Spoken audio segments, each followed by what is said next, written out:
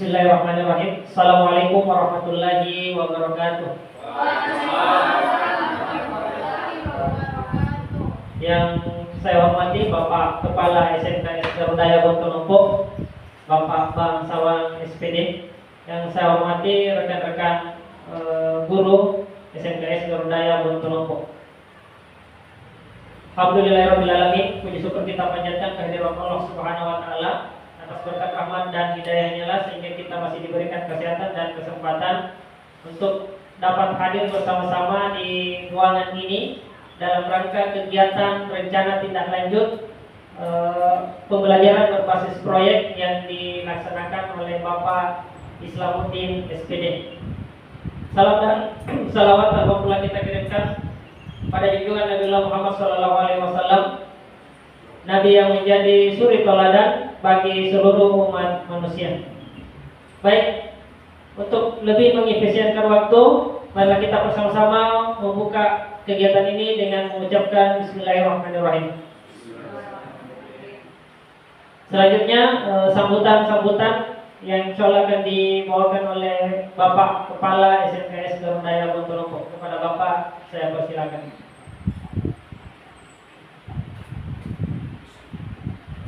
Assalamualaikum warahmatullahi wabarakatuh. Alhamdulillah rabban wa bil islam billah wa bi Muhammadin nabiyyin wa rasulullah. Amma ba'd. Pertama-tama syukur alhamdulillah senantiasa kita panjatkan kepada Subhanahu wa taala oleh karena kita masih diberi kesehatan, kesempatan sehingga pada pagi menjelang siang hari ini kita kembali berkumpul di ruang ini tentunya dalam rangka sosialisasi pembelajaran berbasis proyek BJOK melalui komunitas belajar SMK Garudaya Bontonopo. Salam taslim kita kirimkan kepada junjungan Nabiullah Muhammad SAW, Nabi yang kita jadikan sebagai suri teladan. Bapak dan Ibu sekalian yang saya hormati, pertama-tama saya mengucapkan terima kasih banyak kepada pemateri sebentar, guru olahraga dalam hal ini Bapak Islamuddin SPD yang merupakan pelaksana dan sebentar di dalam proyek. Sebenarnya metode belajar proyek ini bukan suatu barang baru, tapi sudah lama dilakukan. Namun terkadang guru memilih beberapa metode mengajar yang tentunya dengan menteri yang baru ini pasti ada perubahan. Perubahan dalam artian bagaimana cara dan sistem yang kita lakukan, tetapi kurikulum kalau saya melihat di media bahwa kurikulum Merdeka itu tidak jauh dengan kurikulum yang akan kita terapkan nanti di tahun ajaran baru rencananya Pak Menteri, tetapi dia tetap meminta masukan dari bawah. Tetapi sudah ada beberapa poin-poin yang mirip-mirip yang sama, yang tentunya intinya adalah bagaimana materi yang diberikan sebentar adalah materi yang betul-betul aktual di lapangan, aktual di masyarakat, sehingga dengan terlibatnya siswa dan guru di dalam kehidupan sehari-hari, maka apa yang disajikan itu akan mudah diingat. Itu termasuk ini apa yang direncanakan sebentar, karena saya lihat ini adalah proyek dengan mengambil olahraga tradisional. Ada beberapa olahraga tradisional, tadi enggram, ya itu termasuk olahraga tradisional. Kalau saya lihat di sini adalah kompetensi olahraga tradisional bentengan. Nah, ini nenek kita dulu itu ya banyak yang sudah melakukan ini dengan beberapa aturan-aturan yang disepakati bersama. Ini kalau kita ungkap kembali dalam bentuk olahraga, maka itu ada manfaatnya. Pertama, membangkitkan kembali tradisi nenek moyang kita dalam bentuk olahraga modern. Nah, ada juga itu beberapa pakai enggram dengan tempurung, itu yang dasarnya dulu. Kemudian ada yang ada beberapa orang yang satu ya wakiat. Nah itu menuntut kebersamaan juga di dalam olahraga. Demikian juga hal ini sebentar akan dilaksanakan oleh Pak Islamuddin selaku pelaksana guru olahraga, yang tentunya komunitas belajar kita sebentar mungkin di situ terlibat di dalamnya. Jadi saya berharap guru-guru yang lain dengan membuat metode proyek, baik guru matematika, guru produktif, ya tentunya akan memilih sebentar, apalagi dengan kurikulum merdeka ada P5-nya. Nah, ini salah satu juga bagian dari P5 sebentar di dalam pelaksanaan proses belajar mengajar. Saya kira itu sebagai sambutan, dan saya berharap Pak Islamuddin bisa betul-betul menerapkan bagaimana mengkaji kembali olahraga tradisional dari nenek kita untuk bisa dibangkitkan kembali dengan di zaman sekarang, dengan tentunya tidak terlepas dari aturan-aturan yang main di dalam olahraga tradisional tersebut. Saya kira itu yang saya sampaikan, dan saya ucapkan selamat kepada Pak Islamuddin dalam mudah-mudahan diberi kekuatan dan semangat untuk bisa menerapkan metode proyek di beserta olahraga. Saya kira itu yang saya sampaikan. Wabillahi taufiq wal hidayah. Wassalamualaikum warahmatullahi wabarakatuh.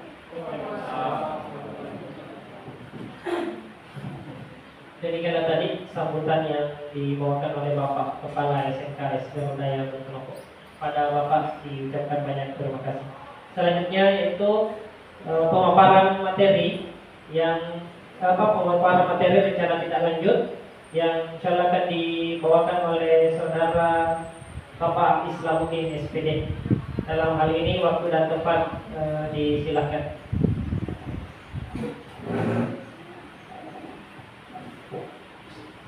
Bismillahirrahmanirrahim. Assalamualaikum warahmatullahi wabarakatuh. Yang kami hormati Bapak Kepala SMK Garuda Kelompok, yang kami hormati Bapak Ibu Wakil Kepala Sekolah, dalam hal ini diwakili oleh Bapak Ibu Wakasek Kurikulum, terima kasih atas kesempatannya.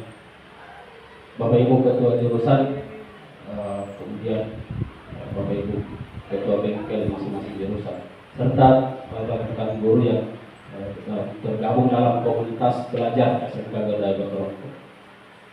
Lebih awal saya sampaikan, ini merupakan kegiatan tahap akhir dari kegiatan PKG PJOK yang dilaksanakan oleh BPGP Sulawesi Selatan. Jadi program nasional, jadi seluruh provinsi mengadakan kegiatan ini. Untuk di Kabupaten Goa terdiri dari 6 kelas, jadi merupakan gabungan dari seluruh guru PJOK se-Kabupaten Goa yang tergabung dalam 6 kelas. Setiap kelasnya itu ada 15 orang yang terdiri dari guru PJOK SD, SMP, dan SMA SMK. Baik, jadi mohon izin waktu dan tempat. Kemudian saya berada di tempat ini bukan untuk menggurui Bapak Ibu sekalian. Kita hanya berbagi informasi terkait dengan rencana tindak lanjut pembelajaran berbasis proyek. Jadi dalam kegiatan khususnya di kegiatan PKG, pengembangan kompetensi guru PJOK, ini tidak asing lagi kita dengar kata rencana pembelajaran berbasis proyek, karena di hampir semua mata pelajaran, apalagi di kurikulum merdeka yang kita terapkan saat ini, lebih banyak selain menghasilkan, ada proyek yang dihasilkan. Jadi khusus untuk kegiatan ini saya ambil tema permainan tradisional, dalam artian banyak permainan-permainan yang bisa kami angkat, cuman ada beberapa alasan kenapa kita mau bangkitkan kembali permainan-permainan tradisional. Jadi mohon izin Pak, saya berdiri sedikit. Jadi selanjutnya Jadi ada judul dari kegiatan ini yaitu judul dan program kegiatan. Ya. Jadi kompetisi olahraga permainan tradisional yaitu bentengan. Bentengan kalau orang kita sebagai orang Makassar biasa dengar dengan istilah bok ya. Nah, ada kalau jadi tidak jauh beda dengan permainan-permainan itu. Jadi salah satu permainan tradisional ini adalah cara mainnya ya. Ini ada dua benteng yang dipajang. Coba next. Nah, ini ada gambaran permainan. Jadi ada dua tiang ya sebagai istilahnya sebagai benteng. Itu yang tujuan kita menjaga benteng itu supaya tidak direbut oleh lawan. Jadi aturan permainan jadi dibagi dalam dua kelompok.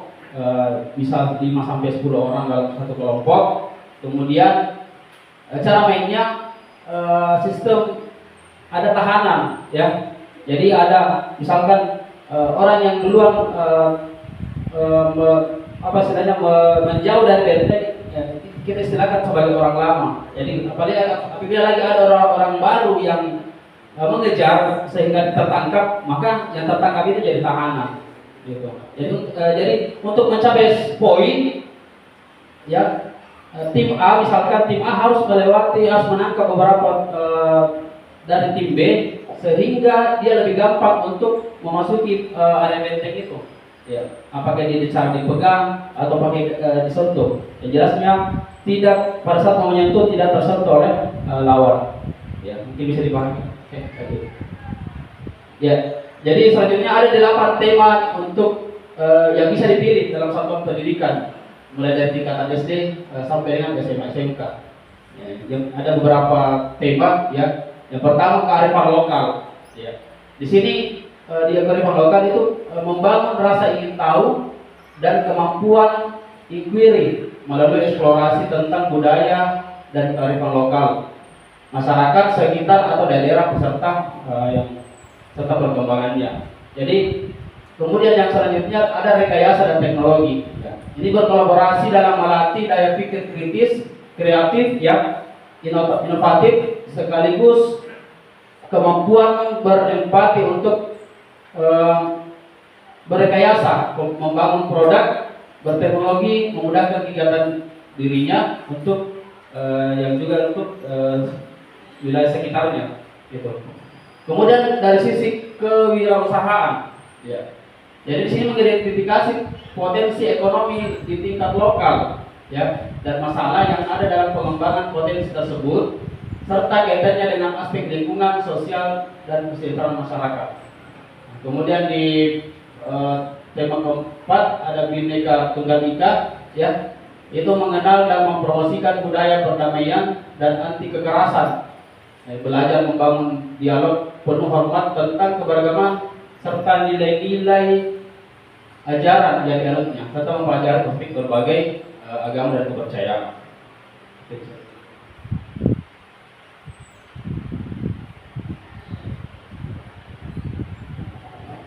Ya, selanjutnya ada gaya hidup berkelanjutan. Ya, di sini memahami dampak dari aktivitas manusia, baik jangka pendek maupun jangka panjang. Jadi terhadap kelangsungan kehidupan di dunia maupun lingkungan sekitar. Kemudian ada di poin ke-6 itu bangunlah jiwa dan raganya. Ini mungkin ada kaitannya dengan program P5 nanti. Ya. Jadi nanti ini boleh di dalam kegiatan P5. Jadi ada program itu bangunlah jiwa dan raganya. Jadi membangun kesadaran dan keterampilan untuk memelihara kesehatan fisik dan mental baik untuk dirinya maupun orang sekitarnya. Ya. Kemudian selanjutnya ada suara demokrasi. Ya. Jadi di sini jadi yang dimaksud adalah merefleksikan makna demokrasi, ya, dan memahami implementasi demokrasi serta tantangannya dalam konteks yang berbeda. Jadi termasuk dalam organisasi sekolah atau maupun di dunia kerja. Kemudian ini yang paling utama, ini keterpekerjaan. Ini erat kaitannya juga. Jadi mengumpulkan berbagai pengetahuan. Jadi dalam artian kegiatan-kegiatan di olahraga tradisional itu menjadi acuan bagaimana kita membangkitkan kembali. Mungkin anak kita sekarang lebih tahunya olahraga modern, misalnya sepak bola ya, bola voli. Tapi mungkin dia pernah dengar, tapi sekarang sudah kurang lagi bagaimana tentang cara main, peraturannya atau sebagainya. Mungkin itu yang mau dimunculkan kembali. Oke, baik. Ya, kemudian latar belakang dari kegiatan ini. Jadi ada dua poin, ada konteks program, yaitu menuju ke sekolah. Jadi program ini atau kegiatan ini kita akan selenggarakan di sekolah kita SMK Garuda Epon Lompok sebagai sekolah yang secara umum terdapat begitu banyak keberagaman, ya, serta kondisi sosial yang dinamis sehingga perlu kenapa saya mungkin di sekolah kita terletak di antara pedesaan dan perkotaan. Jadi tujuan utama saya ambil ini untuk mengenalkan kembali bagaimana olahraga tradisional itu bisa muncul kembali di anak kita sebagai penerus ke depannya. Kemudian ada yang poin kedua ada kesenjangan atau dalam arti kebutuhan. Dalam poin kesenjangan berdasarkan hasil pengamatan, ya. Jadi saya sudah melakukan 2 pekan lalu saya sudah melakukan pembelajaran di mata pelajaran PJOK. Saya sudah perkenalkan bagaimana olahraga tradisional dan mereka punya minat tentang itu. Makanya saya fokuskan, lebih bagus mungkin saya ambil bentengan, ya, karena sesuai dengan apa yang disampaikan setelah pembelajaran refleksi dari siswa, mereka begitu tertarik tentang permainan ini. Banyak permainan yang saya tawarkan, termasuk yang dikatakan tadi, ada bakia, ada hadang, ya, yang masih main asing-asing, ada boy-boy. Nah, itu termasuk dari bagian-bagian dari olahraga tradisional. Kemudian ini minat berdasarkan pengamatan guru, sudah pengamatan terkait dengan kegiatan ini. Adanya. Kemudian tujuan program, ya. Jadi tujuan program yang ada beberapa poin yang saya ambil terkait dengan yang pertama itu ada visi guru PJOK. Punya tujuan itu mendorong partisipasi aktif peserta didik untuk melaksanakan kegiatan gerak, ya, yang bermanfaat bagi kesehatan. Jadi dalam permainan ini otomatis ada beberapa elemen gerak, ya, yang terkait di dalam permainan bentengan yang terakumulasi sehingga bermanfaat untuk kesehatan peserta didik kita. Kemudian yang kedua, menampung dan memberikan kesempatan peserta didik untuk bersuara dan memilih melaksanakan. Kemudian yang ini terkait dengan pelaksanaan, jadi mereka dibebaskan nanti program atau metode pembelajaran nanti terkait SEM, ya. SEM itu adalah Sport Education Model. Jadi dalam pembelajaran PJOK lebih dominan itu ada 3 poin, ya, pendidikan gerak, pendidikan kebugaran, dengan SEM itu tadi. Kemudian tujuan program, ya. Yang pertama, mewadahi ketertiban peserta didik dalam merencanakan dan atau mempersiapkan kegiatan yang mereka pilih. Ya, ini kesepakatan mereka termasuk permainan tadi, permainan BTW. Kemudian menumbuh kembangkan kepedulian dan keterlibatan peserta didik serta kualitas belajar, ya. Jadi dalam artian ada campur tangan komunitas belajar, ada bantuan dari Bapak Ibu sekalian di dalam komunitas belajar kita. Jadi kegiatan ini tidak bisa terlaksana tanpa ada dukungan dan bantuan dari komunitas belajar. Nah, ini ada capaian yang harus yang kita harapkan, ya. Yang pertama, perencanaan kegiatan permainan tradisional atau yang dikenal bentengan itu ada indikator. Yang indikator pertama, peserta didik dapat merancang kegiatan kompetisi. Nah, itu. Jadi peserta didik kita diajarkan bagaimana dia membuat suatu kegiatan. Jadi saya kembali ke sistem education model.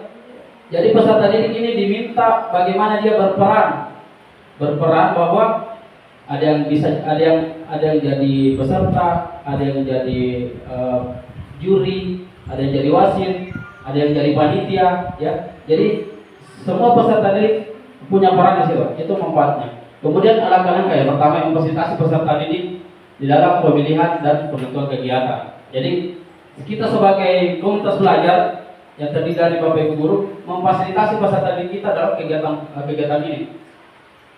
Ya, kemudian menyusun kepanitiaan dengan konsep SEM itu. Jadi semua kepanitiaan yang terlibat ada peserta didik. Kita sebagai komunitas belajar atau guru-guru itu hanya mendampingi, ya, tidak terlibat langsung. Kita hanya memberi saran ke mereka. Dan terlibat langsung jadi dari ketua panitia dan sebagainya itu adalah peserta didik. Ya. Gitu. Kemudian capaian kedua itu pelaksanaan kegiatan permainan tradisional bentengan. Nah, ini. Jadi kompetisi permainan tradisional bentengan terlaksana dengan baik. Nah, ini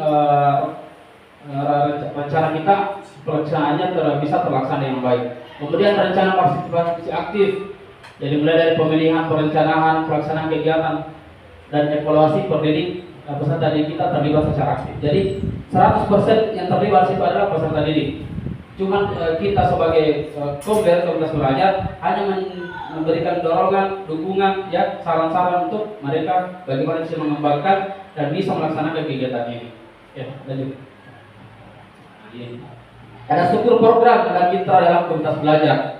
Nah, yang pertama struktur program. Nah, skala program utama itu target. Ini sasaran bagi peserta didik kita bisa kelas 10, ya, SMK yang berjumlah dari misalkan gabungan boleh dari 20 sampai 35 orang. Ini siswa, ya. Kemudian siswa pengaturan kegiatan dilaksanakan di lapangan olahraga.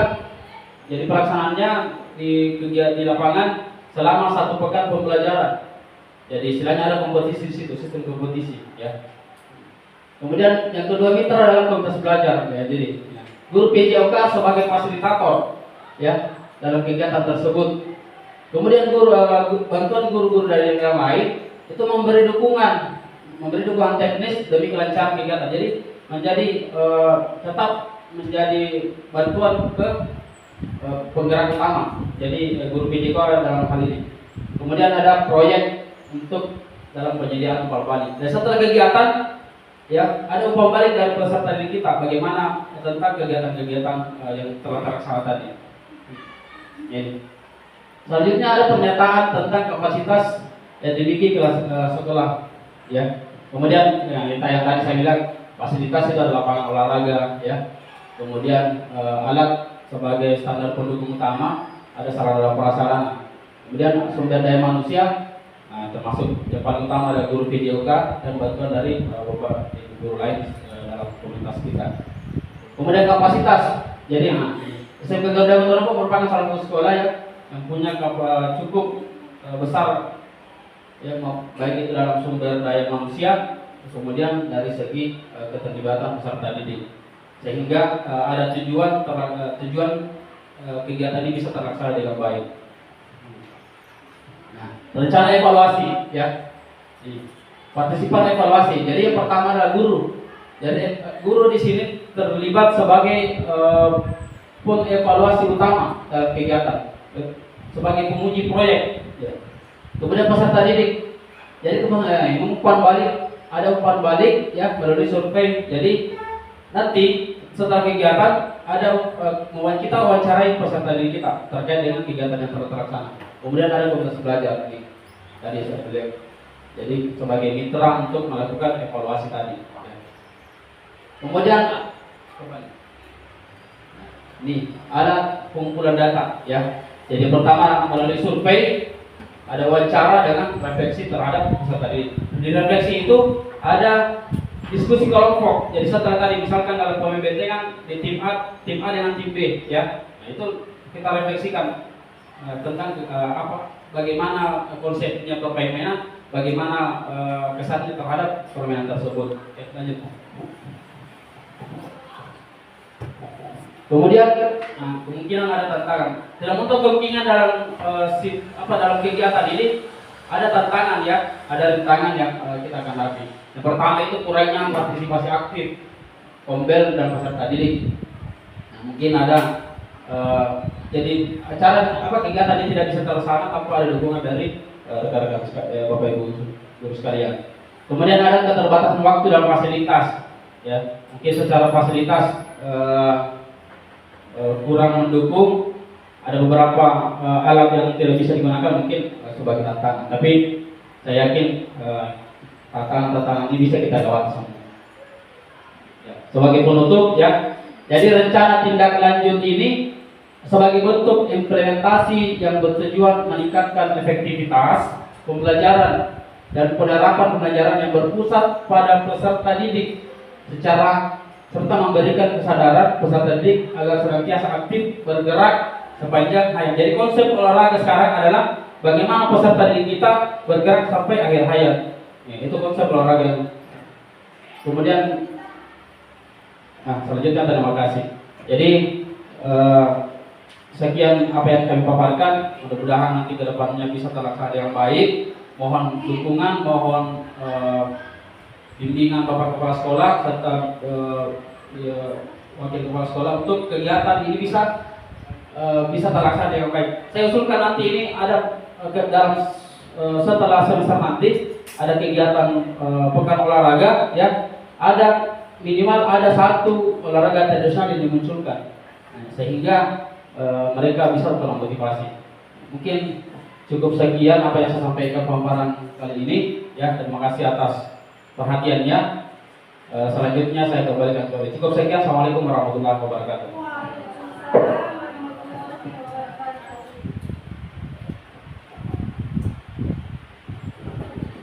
Itulah tadi beberapa pemaparan yang disampaikan oleh Bapak Islamuddin SPD mengenai proyek pengembangan permainan tradisional dalam pembelajaran PJOK. Mudah-mudahan setelah pemaparan Bapak tadi, teman-teman sekalian juga terinspirasi untuk bagaimana menciptakan dan mengelola kelas supaya minat peserta didik itu semakin meningkat, khususnya dalam hal minat belajar. Baik, selanjutnya kami akan buka sesi tanya jawab. Kami persilakan untuk dua penanya mengenai apa yang telah dipaparkan oleh Bapak Islamuddin tadi. Untuk itu saya kembalikan ke peserta untuk yang bertanya. Ya, oke, baik, Ibu Mutfainah, silakan. Assalamualaikum warahmatullahi wabarakatuh. Terima kasih atas kesempatan yang diberikan kepada saya. Yang saya mau tanyakan di sini dari pemaparan Pak Islamuddin tadi, apa itu SEM? Ya, mungkin Bapak bisa jelaskan. Terima kasih. Assalamualaikum warahmatullahi wabarakatuh. Assalamualaikum warahmatullahi wabarakatuh. Baik, jadi pertanyaan dari Ibu Mutfainah tadi bahwa sesuai dengan pemaparan Pak Islamuddin tadi tentang pembelajaran SEM, mungkin bisa dijelaskan. Saya masih buka pertanyaan satu lagi. Ya, silakan Ibu Reski Mesara. Assalamualaikum warahmatullahi wabarakatuh. Terima kasih untuk kesempatannya. Tadi Pak Isla memaparkan ada beberapa permainan tradisional yang kita sebutkan. Tapi apa dasar Pak Isla untuk memilih permainan tradisional bentengan atau terima kasih. Oke, baik, terima kasih Ibu Reski. Jadi pertanyaannya Ibu Reski adalah apa dasarnya ya, dasar sehingga Pak Islamuddin ini mengambil permainan tradisional bentengan. Kenapa bukan permainan tradisional yang lain? Mungkin itu Pak Islamuddin, mungkin bisa langsung dijawab. Ya, terima kasih. Saya tanggapi dulu dari pertanyaan yang pertama terkait dengan SEM. Jadi SEM di sini adalah sistem Sport Education Model. Itu salah satu model dalam pembelajaran PJOK ya, yang tujuannya melibatkan seluruh peserta didik. Jadi dalam pelaksanaannya peserta didik di sini 100% dia pengarah kegiatan, mulai dari ketua panitia, sekretaris bendahara, ada yang terlibat sebagai peserta lomba ya, ada yang peserta didik kita bertugas sebagai wasit, sebagai supporter gitu. Jadi 100% adalah 100%-nya peserta didik yang terlibat gitu. Jadi dalam artian secara konteks luas, peserta didik kita dilatih bagaimana dia membuat suatu pertandingan, suatu konsep pertandingan yang melibatkan seluruh unsur. Bahkan kalau misalkan dalam di sekolah ada peserta didik terlibat juga sebagai kepala sekolah, sebagai pembuka acara. Jadi dalam kegiatan pembelajaran ini 100%-nya yang terlibat langsung adalah peserta didik kita. Jadi dia dilatih bagaimana bisa melaksanakan dan bisa melangsungkan pertandingan dengan baik. Mungkin seperti itu. Jadi SEM adalah sistem pembelajaran, metode pembelajaran. Jadi yang paling utama di dalam pembelajaran PJK itu ada 3 ya. Yang pertama pendidikan gerak. Pendidikan gerak itu bisa masuk di kayak permainan sepak bola, bola voli. Nah, karena gerakan yang diutamakan itu maksudnya gerakan teknik dasar. Kemudian ada pendidikan kebugaran. Pendidikan kebugaran itu masuk dalam materi misalkan senam irama ya, ada kebugaran jasmani. Jadi ada daya tahan yang paling kemampuan tubuh yang paling utama di situ yang bisa terkait. Kemudian ada yang ketiga itu SEM sendiri, sport education model atau model pembelajaran yang berbasis 100%-nya keterlibatan peserta didik. Ya. Mungkin pertanyaan yang pertama seperti itu. Saya kembalikan dulu atau saya langsung menjawab. Langsung. Kemudian di pertanyaan yang kedua, dasar utama kenapa saya ambil bentengan. Ya. Sebelum kegiatan ini, saya sudah survei di peserta didik kita. Ya, awalnya dulu, saya pertanyakan apa olahraga tradisional sebagai gambaran. Mereka tidak paham, mana itu tradisional. Ya. Tujuan utama ini sebenarnya saya bisa dalam kegiatan ini ada 2 yang bisa diangkat, apakah itu olahraga modern dengan olahraga tradisional. Tapi saya dominan angkat olahraga tradisional. Kenapa? Karena yang saya katakan tadi, pertanyaan peserta didik terkait dengan olahraga tradisional yang awalnya dia tidak bisa jawab bagaimana itu olahraga tradisional. Setelah ada pembelajaran ini, mereka tahu bahwa olahraga tradisional itu ada bentengan, ya, ada hadang, kemudian ada boy-boy, egrang. Kemudian yang menjadi dasar utama dalam bentengan, karena saya rasa ada beberapa unsur yang terkait dalam pembelajaran bentengan dan permainan bentengan. Yang pertama ada lari di situ, ada unsur gerak di situ, ya. Kemudian ada kejelian maksudnya bisa menghindar. Misalkan dia bisa, yang dasar utama bagaimana pemain ini bisa menghindari kejaran dari lawan. Apakah dia bisa bagaimana cara menghindar? Jadi ada unsur gerak dan mungkin seperti itu. Jadi dasar utama bisa memunculkan kembali bentengan itu seperti apa. Seperti itu. Saatnya memasuki jam 6.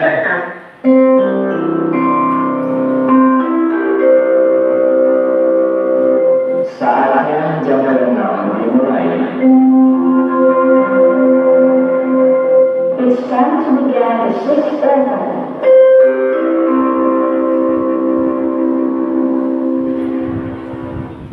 Oke, baik, itulah tadi beberapa penjelasan terkait pertanyaan-pertanyaan yang diajukan oleh Bapak Ibu sekalian. Jadi intinya dalam pembelajaran SEM itu adalah pembelajaran kalau secara umumnya sih mungkin ya berpusat kepada peserta didik ya. Jadi pembelajaran SEM itu intinya adalah berpusat ke peserta didik. Apa yang dilakukan baik itu dari segi kalau dalam olahraga misalnya dalam pertandingan ya peserta didik bertindak sebagai wasit, peserta didik bertindak sebagai pemain dan sebagainya. Artinya semua diambil oleh peserta didik. Jadi itu intinya pembelajaran SEM. Baik, saya kembalikan kepada Bapak Ibu sekalian. Kalau masih ada pertanyaan, cukup jelas ya. Jadi apa yang kita bisa petik pada hari ini adalah bagaimana supaya kedepannya kita lebih memanfaatkan lingkungan sekitar kita untuk dikaitkan dalam proses pembelajaran supaya anak-anak itu lebih berminat dalam proses belajar mengajar. Jadi mudah-mudahan kedepannya nanti Bapak Ibu sekalian ada yang mempunyai ide-ide terkait dengan pembelajaran yang menyenangkan. Baik, mungkin untuk kegiatan hari ini cukup sampai di sini. Marilah kita bersama-sama menutup kegiatan ini dengan mengucapkan alhamdulillahirabbil alamin. Dan saya akhiri dengan ucapan Assalamualaikum warahmatullahi wabarakatuh.